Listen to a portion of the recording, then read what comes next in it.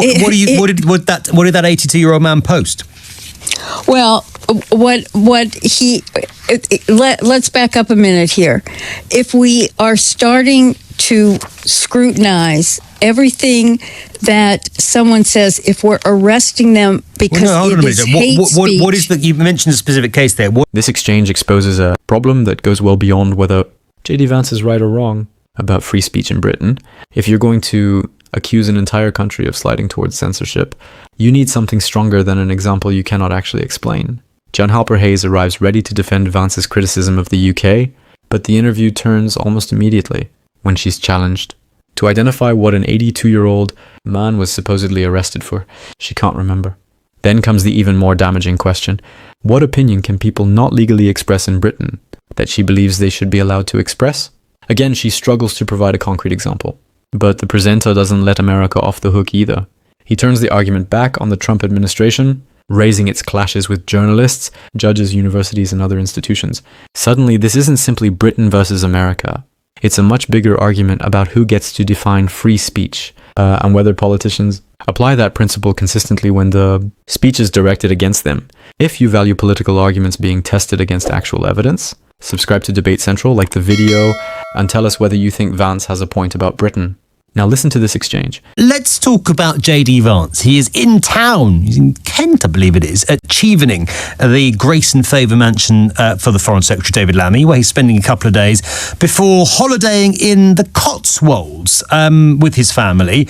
He's had another dig about the lack of free speech, as he sees it, in the United Kingdom, saying he has raised concerns, and will continue to, that the West, including Britain, is censoring rather than engaging with different opinions. You might remember he's previously suggested that free speech is under threat in this country. What on earth is the bloke banging on about? Dr. Jan Halper-Hayes is a former consultant to Donald Trump's presidential transition team in 2016, former chair of Republicans Overseas UK. Jan, great to have you with us here on LBC. What's J.D. Vance talking about? He's got this bugbear, hasn't he? Got this chip on his shoulder about Britain having lost the right to free speech. What is he talking about? Morning.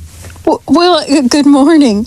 It's funny that you think that he's taking a dig. Do you not think that when an 82-year-old man is arrested for posting something on Facebook, that is not a form of censorship?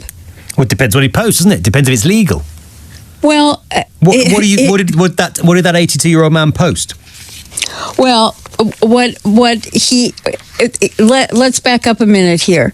If we are starting to scrutinize everything that someone says, if we're arresting them because it is hate speech. What is that? You mentioned a specific case there. What is it this 82-year-old was arrested for? Honestly, I can't remember, but what I do remember... You're telling me that it's outrageous that an 82-year-old man was... Back up a minute. No, sorry, this is important, because you just said this is an example of free speech under threat in the UK, but you can't tell me what he was arrested for.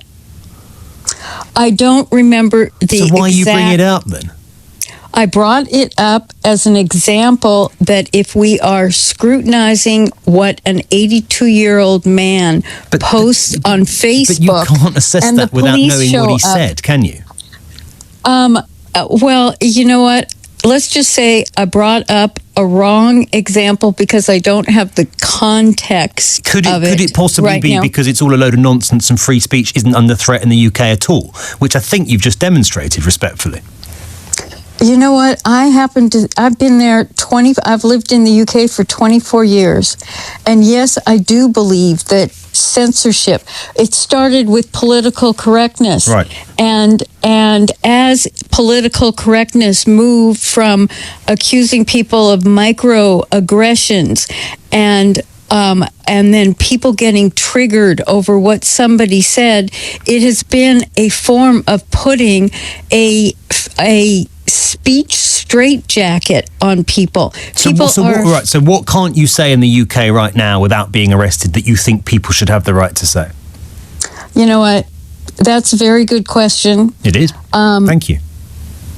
It is. I can't answer that question, and I can't give you an example exactly. But see, what I find interesting. Sorry, Jane. You've given me an example of free speech being under threat. You can't tell me what the person said. Well, I've asked you for one single thing that you can't say in the UK without fear of being arrested, and you can't think of anything. It's because Britain still is a country, compared to the United States, by the way, where free speech absolutely exists and always will.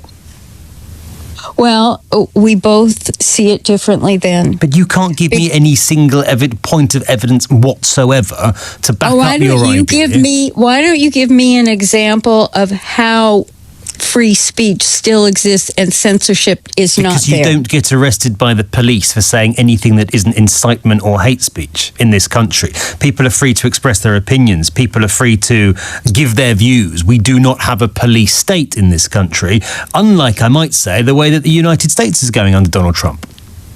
Well, that's interesting because it's not going that way with Donald Trump. It was going that way, and it's now reversing itself. Right. So banning journalists from the White House because you don't like what they've written, demanding the impeachment of judges because you don't like what they've ruled, sacking government officials because they've dared to criticise you at any point in recent years, defunding universities because they're not doing what you do, threatening law firms if they don't toe the party line, defunding media organisations that you think are against you, arresting students because of what they've written on social media, and ramping up checks of people entering the UK to check they haven't posted anything on Facebook that you don't like, doesn't amount to any sort of attack on free speech. That's really twisting things without the specific examples. You're giving... No, you're giving examples the same way I gave the example of the 82-year-old man. You didn't give any examples, and I've just given you 10. No, you've just given me a very biased perspective. Bias is facts. All of those things have happened. Which of those haven't happened? Have journalists been banned from the White House under the Trump administration? Have journalists been banned, or have they brought in alternative media that presents a different I'm not talking about angle? Have journalists from organisations like the Associated Press been banned by the White House, yes or no? Yes, they have. Right. Have judges been threatened with impeachment because the White House doesn't like their rulings? Yes or no? Let's not do it that way. Let's go back to that. And yes. Why were they? Why were they banned? But so we accept. Right? Are we accepting that all the things I just suggested have happened? If you don't let me finish, then we can't really have a conversation here because you've got a very biased perspective I'm not here, biased at a all. very angle. I'm giving you facts, and I'm just asking whether you recognise that those things are true. No. You know what? It's so interesting. Did we not have a bunch of fake news here? And in the U.S., we did. And why? Why did we have fake news? Because it was biased. And this is where the free speech argument becomes much more revealing than the original exchange about J.D. Vance. The issue is not whether Britain has perfect protections for expression. It does not. Britain has speech restrictions that Americans would find unusual, and there are legitimate debates around public order offenses, online communications, hate speech legislation, and the balance between offensive expression and unlawful conduct. Those arguments deserve serious scrutiny. But if you are going to make the sweeping claim that Britain has effectively abandoned free speech, then the burden is on you to show what you mean. That is where Jan Halper-Hayes gets into trouble. She begins with what sounds like a concrete example. An 82-year-old man allegedly arrested over something he posted online. But when the presenter asks what the man actually posted, she cannot remember. At that point, the example stops proving what she wants it to prove. Because arrest alone does not establish censorship. The context matters. Was the person arrested for expressing a political opinion? Was there an allegation of harassment, threats, incitement, something else entirely? Without knowing the underlying conduct, you cannot reasonably present the arrest itself as proof that Britain no longer tolerates dissent, and that is the central weakness the presenter identifies.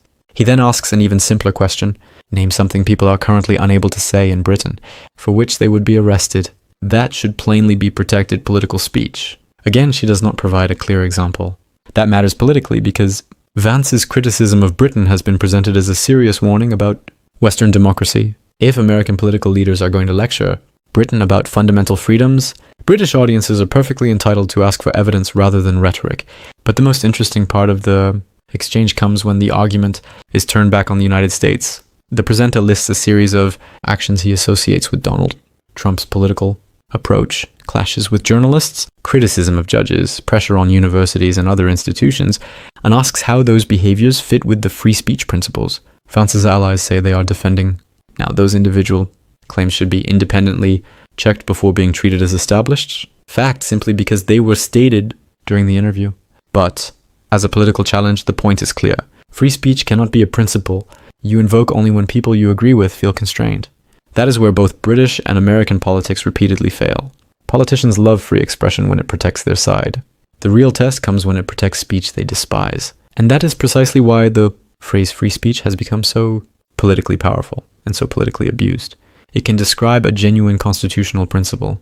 It can also become a vague accusation used whenever somebody faces criticism, moderation, professional consequences, or enforcement of an existing law. Those things are not automatically censorship. Criticism is not censorship. Someone disagreeing with you is not censorship. A broadcaster challenging your evidence is not censorship. And at the same time, governments absolutely can overreach. Laws can become too broad. Police can enforce rules inconsistently. Citizens can reasonably worry when authorities investigate expression that poses no genuine threat to anyone. The answer is evidence. Which law? Which arrest? Which words? Which prosecution? What happened? That is how you distinguish a real civil liberties problem from a political talking point. And this is why the interview becomes so uncomfortable for Halper-Hayes. She's not merely facing somebody who disagrees with her conclusion. She is being asked to supply the factual bridge between the conclusion and the evidence. That bridge never really appears. There is also a larger lesson here for British politics. When foreign political figures criticize the UK, Westminster should not become defensive simply because the criticism comes from abroad. If Vance identifies a genuine problem with British law, politicians should answer it honestly. But nor should Britain accept an American political narrative simply because it is delivered with confidence. Britain and the United States have different legal traditions around speech. The US First Amendment provides protections that do not exist in exactly the same form here. That difference can be debated without pretending Britain is automatically a police state or America is automatically a free speech paradise. And because this is an older exchange, the precise political context around Vance, Trump and UK-US relations should not be presented as if it happened today. What remains relevant is the argument the clip exposed. How quickly a sweeping political claim can weaken when someone asks for one specific piece of evidence. That is what viewers should take away from this. If Britain has a free speech problem, prove it. If America has one, prove that too. And then apply the same standard regardless of which party, country or political tribe happens to be embarrassed by the answer.